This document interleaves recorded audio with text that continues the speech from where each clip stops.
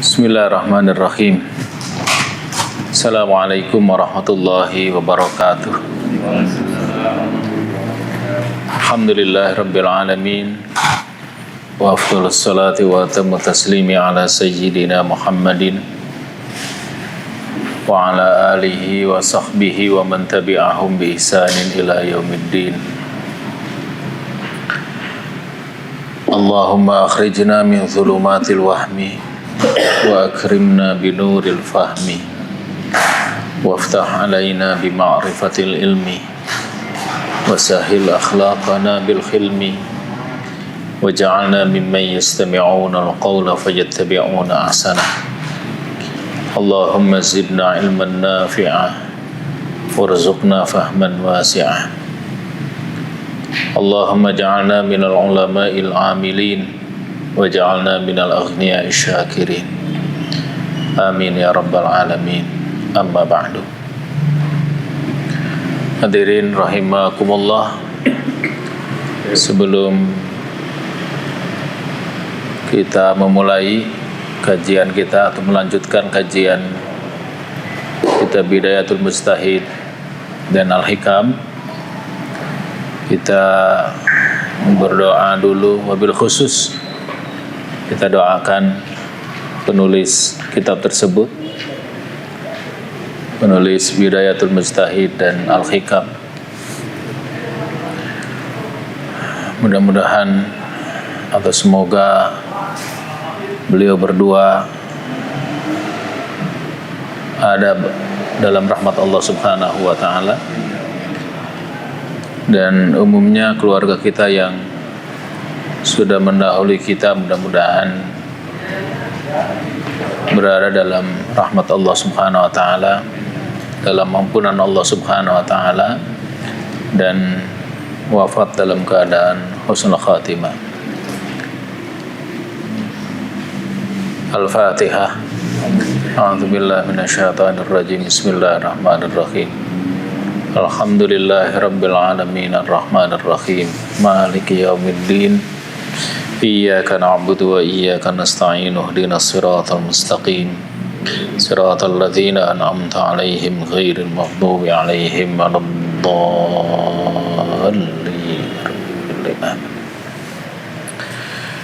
Bismillahirrahmanirrahim.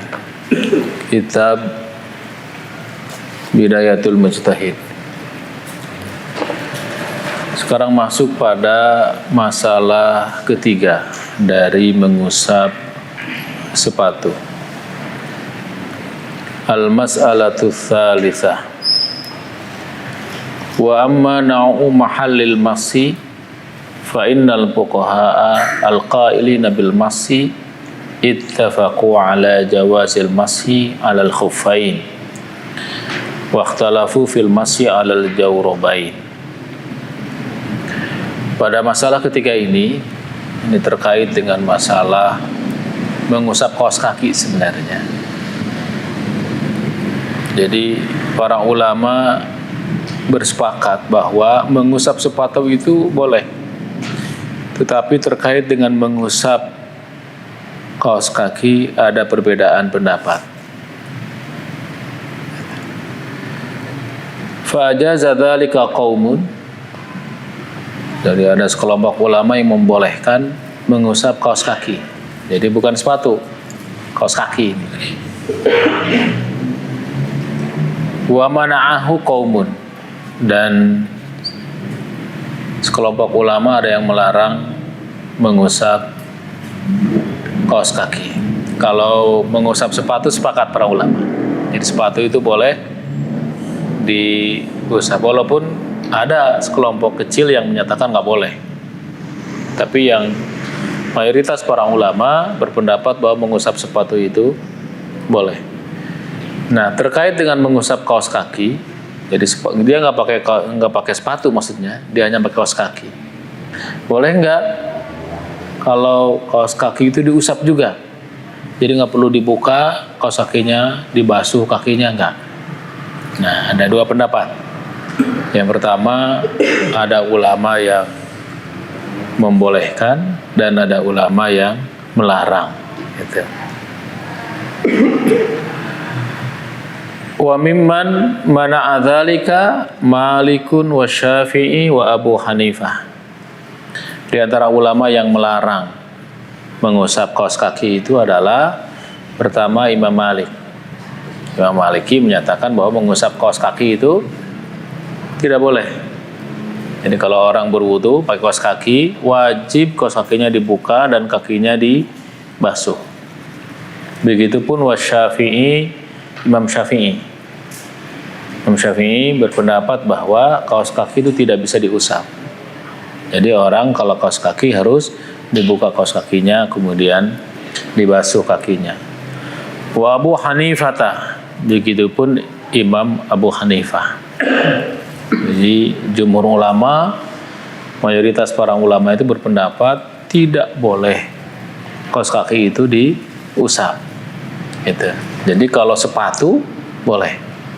Tadi persyaratan sepatunya dulu ya harus kuat, menutup mata kaki gitu. Ketika memakai sepatunya dalam kondisi punya wudu gitu. Itu salah satu atau sebahagian syarat. Wa mimman ajaza dzalik, sementara ulama yang membolehkan mengusap kaos kaki, sekali lagi ini bukan sepatu. Wa mimman ajaza dzalik, dan sebagian ulama yang membolehkan mengusap kaos kaki itu adalah Abu Yusuf. Yang pertama Abu Yusuf. Yang kedua Muhammadun, Imam Muhammad. Muhammad sini Imam Asy-Syaibani, Muhammad Asy-Syaibani. Sahiba Abi Hanifah. Dua orang ini adalah muridnya Abu Hanifah. Jadi Abu Yusuf sama Muhammad Asy-Syaibani ini adalah dua ulama utama pengikut mazhab Abu Hanifah. Nah, dua ulama ini berpendapat boleh kaos kaki itu diusap. Sementara gurunya Imam Hanafi melarang. Gitu ya. Jadi kalau ada orang nanti kita melihat ada orang kakinya pakai kaos kaki dan diusap aja gitu, nah kira-kira antum tahu. Nah, beliau berpendapat kepada Abu Yusuf sama Muhammad Asy-Syaibani. Yang ketiga adalah Sufyan Ats-Tsauri ya. Imam Sufyan Ats-Tsauri. Sufyan Ats-Tsauri ini termasuk yang membolehkan kaos kaki itu diusap.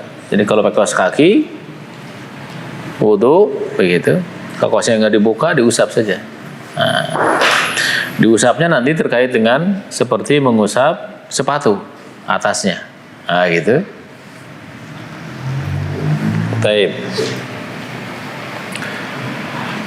Apa penyebab perbedaan para ulama ini? Wa sababu ikhtilafihim, penyebab perbedaan di antara para ulama.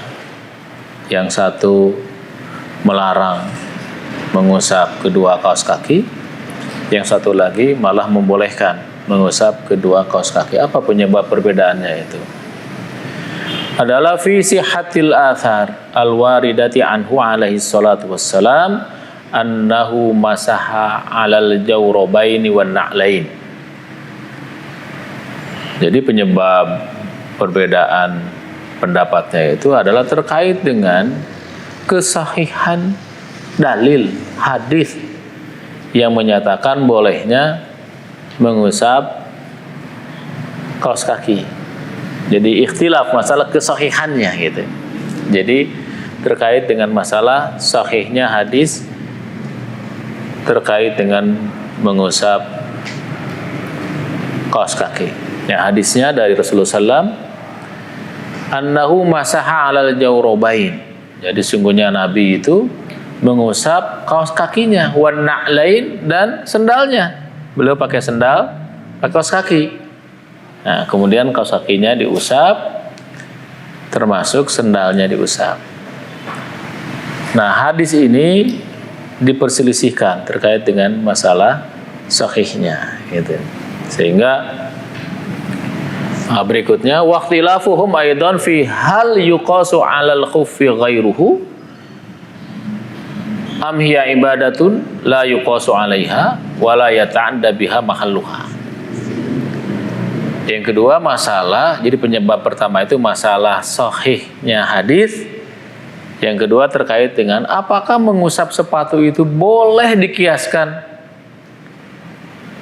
atau mengusap kaos kaki itu boleh dikiaskan dengan mengusap sepatu. Dari mana? Gitu. Oh, kias, katanya gitu. Dan menyatakan boleh nggak dikiaskan mengusap sepatu itu dengan mengusap kaki itu dikiaskan dengan mengusap sepatu gitu.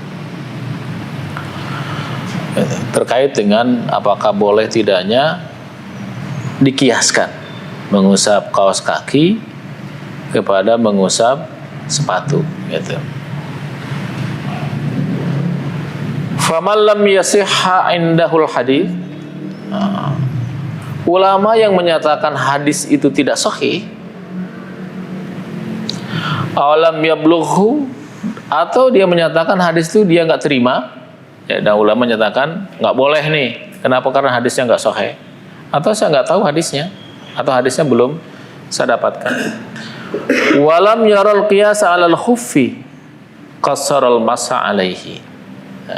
Jadi dan dia tidak melihat bahwa, tidak berpendapat bahwa boleh mengkiaskan mengusap kaos kaki kepada mengusap sepatu. Dia menyatakan hadisnya nggak sahih, atau dia tidak mendapatkan hadis tersebut. Kemudian dia menyatakan bahwa tidak bisa mengkiaskan mengusap kaos kaki kepada mengusap sepatu. Maka ulama ini berpendapat yang boleh diusap itu hanya sepatu saja. Gitu. Qassarul masa alaihi. Jadi beliau mengusap itu hanya sepatu. Waman sahha indahul athar, sementara ulama yang menyatakan hadis itu sahih. Jadi hadis ini kata ulama A tidak sahih, kata ulama B sahih gitu. Waman sahha indahul athar, dan ulama yang menyatakan hadis itu sahih, au jawazal qiyas 'alal khuffi, atau beliau membolehkan mengkiaskan mengusap kaos kaki kepada mengusap sepatu, ajazal masha 'alal jawrabain, maka ulama ini yang membolehkan mengusap kedua kaos kaki. Jadi alasan mengusap kedua kaos kaki itu, yang pertama adalah karena hadisnya sahih gitu.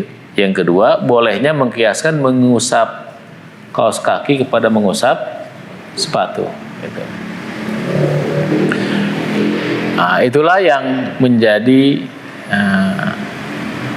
penyebab perbedaan pendapat di kalangan ulama.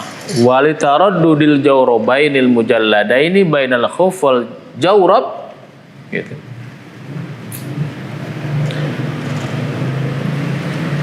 Ghairul mujallad, ghairul mujallad gitu. Nah, terkait dengan keraguan,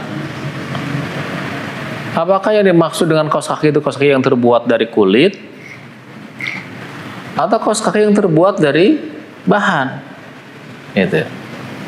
Jadi ada yang mengatakan yang dimaksud dengan dibolehkan diusap itu karena kaos kakinya terbuat dari kulit. Padahal keumuman kaos kaki itu dibuat dari bahan gitu. Nah, terkait dengan ini, an Malikin fil masyi alaihima riwayatan. Ada dua riwayat dari Imam Malik terkait dengan mengusap kaos kaki ini ternyata. Ihdahuma bil man'i, yang pertama adalah boleh. Yang pertama itu dilarang mengusap. Jadi mazhab Maliki ternyata dua pendapat juga. Ini terkait dengan kaos kaki terbuat dari bahan atau dari kulit tadi. Nah, Imam Malik itu kemudian ada dua pendapat. Yang pertama yang menyatakan nggak boleh sama sekali kaos kaki itu diusap. Wal ukhra bil jawaz. Sementara pendapat yang lain di kalangan madhab Maliki boleh. Jadi madhab Maliki sendiri ternyata ada dua pendapat. Ada yang menyatakan boleh, ada menyatakan dilarang. Tapi Imam Malikinya sendiri gitu, Imam Syafi'inya, Imam Hanafi, mereka melarang mengusap kaos kaki. Nah, di kita mazhab Syafi'i, karena tidak ada khilaf di mazhab Syafi'i, gitu. Jadi melarang mengusap kaos kaki. Gitu. Nah, kalau ternyata ada yang mengusap, nah, tadi ada 3 ulama besar yang membolehkan mengusap kaos kaki itu. Yang pertama adalah Abu Yusuf, yang kedua Muhammad Asy-Syaibani, kemudian berikutnya adalah Sufyan Ats-Tsauri. Abu Yusuf sama Muhammad Asy-Syaibani termasuk gurunya Imam Syafi'i. Gitu. Imam Syafi'i berbeda juga gitu.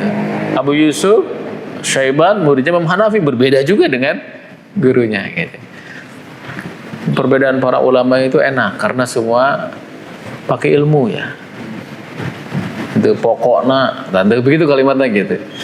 Ini dalilnya sahih, ini enaklah pakai ilmu. Nah, sementara kita kan kurang ilmunya. Kita nggak perlu berbeda pendapat, ikut aja ulama yang sudah jadinya. Antum beristihad. Nah, kalau antum sudah terpenuhi syaratnya maka gitu. Itu istihad dibuka bagi yang memenuhi syarat gitu.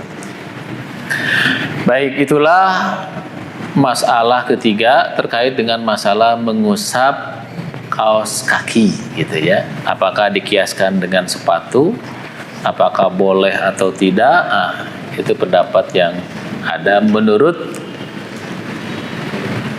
Bidayatul Mujtahid Ibnu Rushdi. Ibnu Rushdi sendiri beliau pengikut mazhab Maliki ya. Gitu. Wallahu a'lam bishawab. Jazakallahu khair. Ada pertanyaan dulu masalah ini. Kalau masalah sholat biasanya kan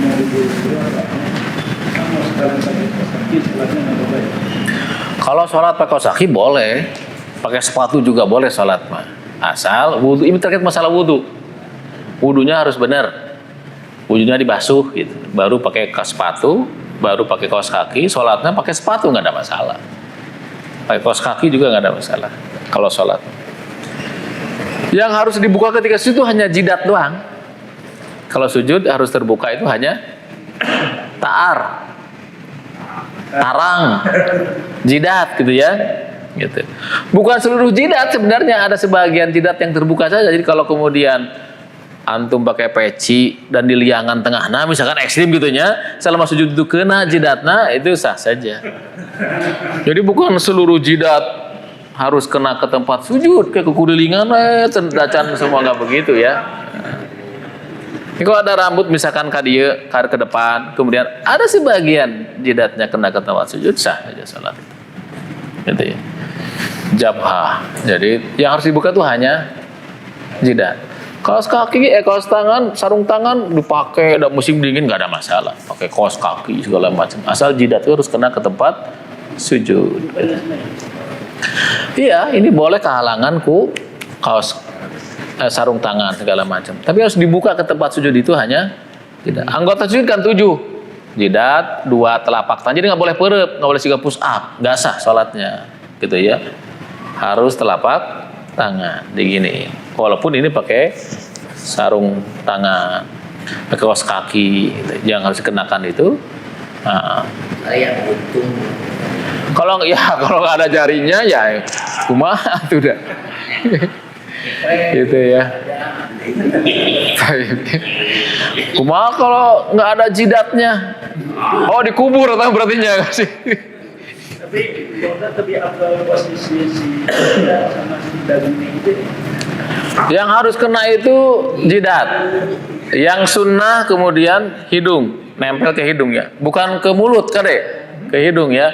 Kecuali kalau hidungnya nggak ada apa sih kade? Jidat kemudian hidungnya nempel ke tempat sujud.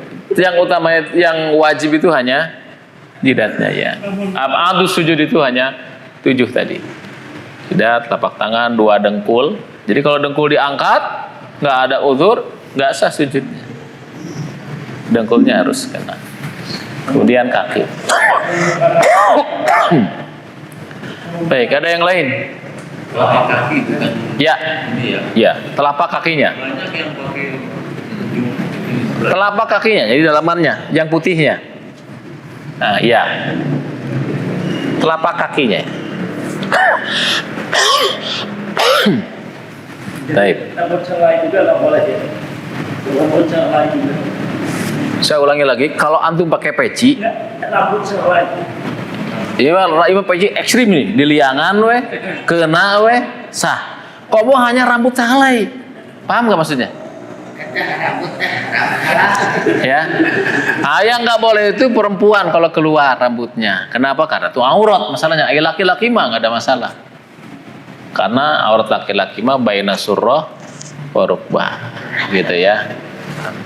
Kalau perempuan mah jami'ul badan, seluruh badan. Illal wajha wal kafain, kecuali wajah dan kedua telapak tangan.